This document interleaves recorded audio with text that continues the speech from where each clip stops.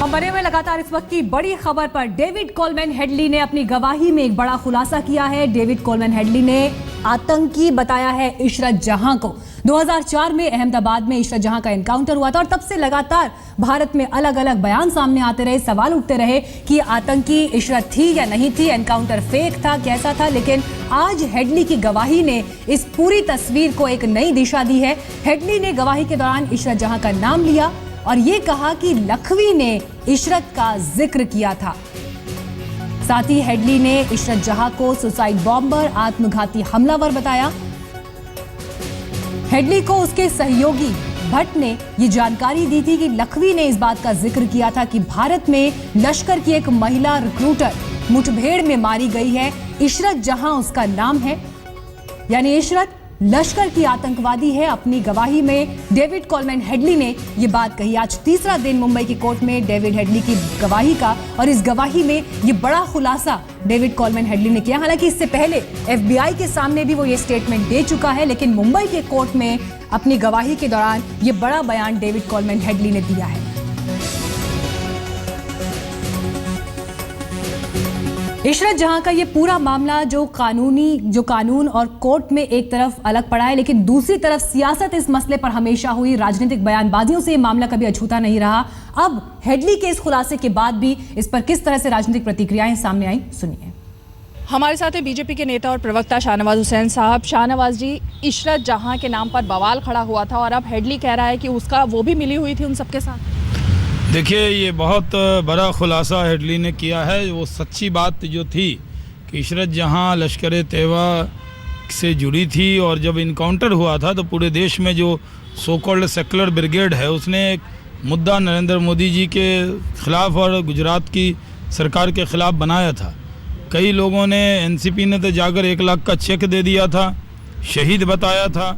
और बिहार के अंदर तो बिहार के नेताओं ने उनको बिहार की बेटी बता दिया था। लेकिन सच्चाई थी कि वो इनकाउंटर जब हुआ था वो लश्कर तैयबा से जुड़ी हुई थी और उस वक्त इनकाउंटर हुआ था।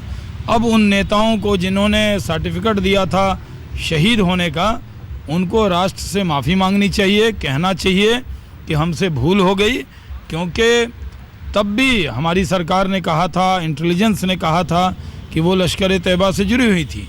अब हेडली के इस खुलासे के बाद उन नेताओं को जो देश को गुमराह करते रहते हैं और हर इनकाउंटर को धर्म से जोड़ते रहते हैं, उनको जवाब मिल गया है।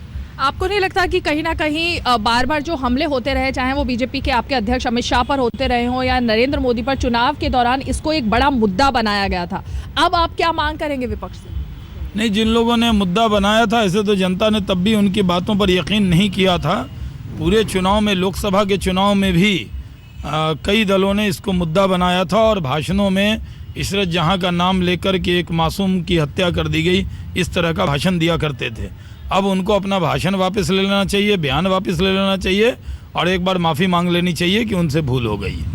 शुक्रिया। तो ये है शाहनवाज हुसैन, जिनका सीधे तौर पर कहना है कि अब देश से उन दलों को माफ़ी मांगनी चाहिए जिन्होंने चुनाव में इसे एक बड़ा मुद्दा बनाया था। कैमरा पर्सन संजीव कुमार के साथ रीमा पराशर, दिल्ली, आज तक। तो कांग्रेस पार्टी अब यहां पर बेहद डिफेंसिव और संभल कर तमाम बयान इस मसले पर देते हुए। मुंबई से हमारे साथ इस वक्त मनीष पांडे मौजूद हैं और बात करने के लिए। मुंबई के कोर्ट में वीडियो कॉन्फ्रेंसिंग के जरिए हेडली ने गवाही दी है।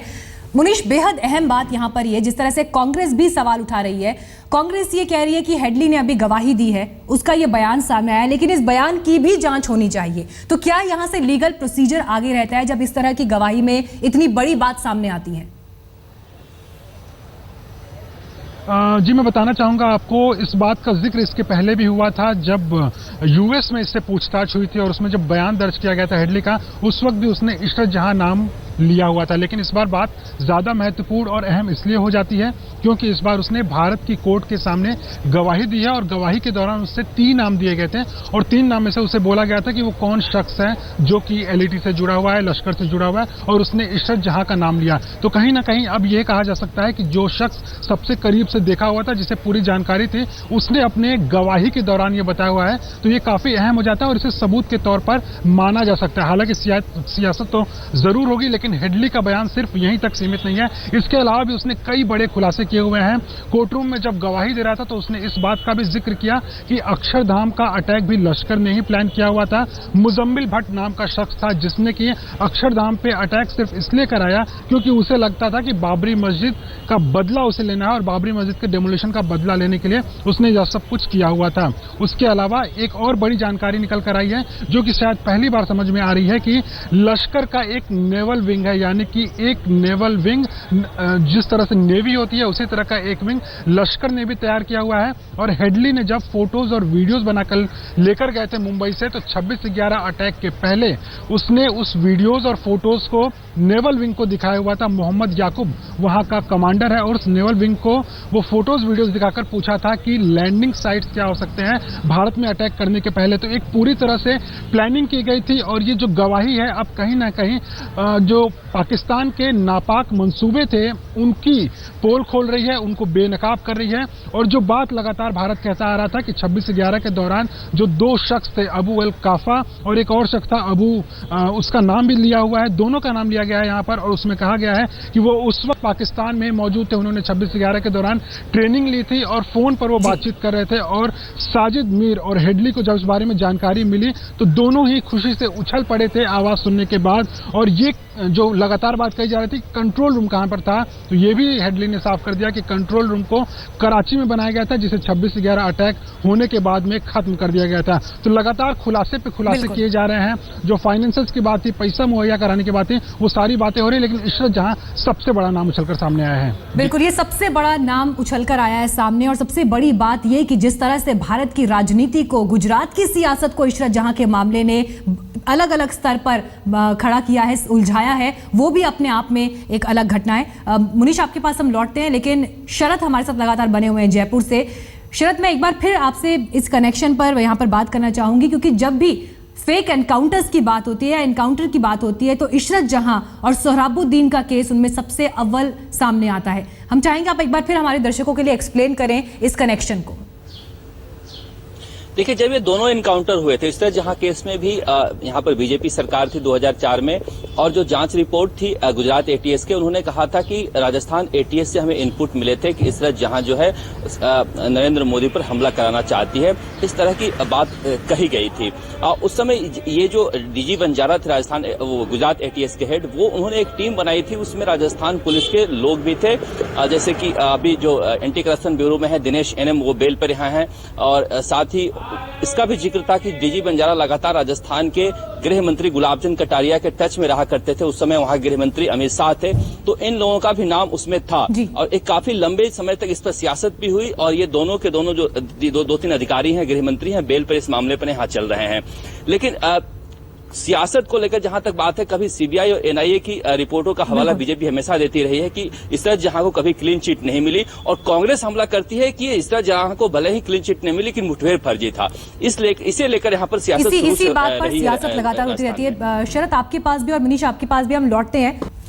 जी हाँ, बड़ा सवाल, बड़ा बयान यहाँ पर यह कि इशरत जहां क्या आतंकी थी। 19 साल की इशरत जहां 2004 में एनकाउंटर हुआ था और तब से लगातार ये बहस चली आ रही है कि इशरत आतंकी थी या नहीं, एनकाउंटर फर्जी था या नहीं।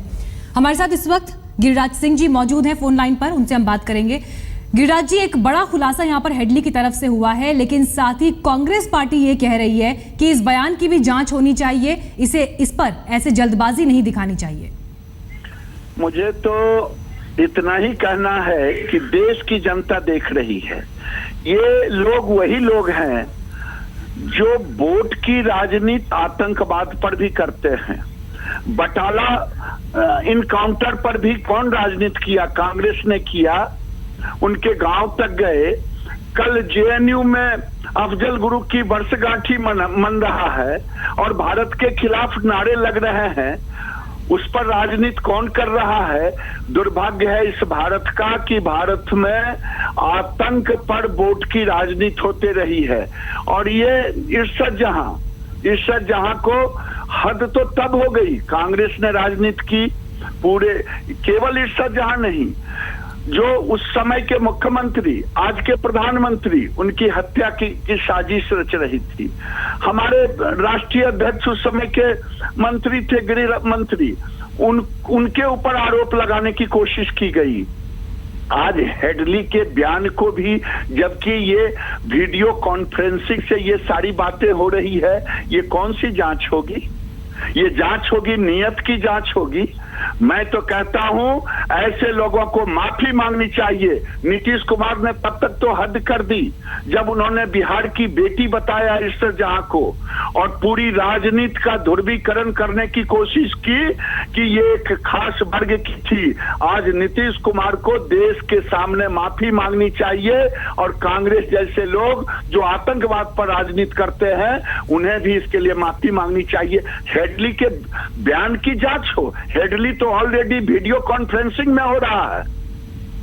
इसलिए मेरा मानना है कि देश को कमजोर करने वाले लोग आतंक पर भी वोट की राजनीति करते हैं, और ऐसे लोगों को देश से माफी मांगनी चाहिए हेडली के बयान पर। गिरिराज जी, 2004 का ये मामला और उसके बाद से लगातार इस पर सियासत होती रही है, चाहे वो गुजरात की सियासत की बात हो या देश भर में बयानबाजियां हो, जिनका जिक्र अभी आप भी कर रहे हैं। लेकिन क्या आप यहां से ये मानेंगे कि एक ऐसा मसला जो आतंक से जुड़ा है, देश की सुरक्षा से जुड़ा है, कम से कम उस पर अब ऐसी बयानबाजियां ना हो, राजनीतिक पार्टियां आरोप प्रत्यारोप की राजनीति यहां पर ना करें? हम यही तो कह रहे हैं, हम लोगों ने नहीं की राजनीति तो इन लोगों ने की जो वोट की राजनीति करती है, जो अपने को सेकुलरिस्ट कहते हैं, सूडो लोग, वो भी देश को कमजोर करते हैं। सुरक्षा का मामला है, देश से सुरक्षा।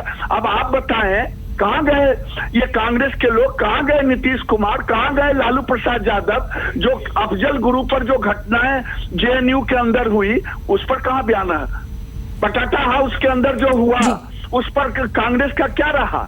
और इशरत जहां पर भी जो लोग बोल रहे हैं वो वोट की राजनीति कर रहे हैं। ये वोट की राजनीति, कांग्रेस तो अब इस पर यही रिएक्शन दे रही है कि ये बयान भी अगर सामने आया हेडली का तो इसकी भी जांच हो। ये मसला ऐसा है जिसकी जांच होनी चाहिए, इस पर यूं ही बयानबाजियां शुरू नहीं हो जानी चाहिए। दिल्ली में बीती रात हंगामा करने वाले लड़के लड़की को पुलिस ने गिरफ्तार कर लिया है।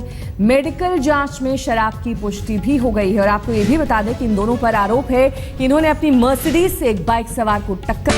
Hello and welcome to another episode of Gadgets and Gizmos. My name is Gaurav Prethi and what's new? Well, we are in KL, Malaysia. It's a beautiful place where you find the tallest of the buildings, beautiful restaurants, clean roads and no cows. I wonder where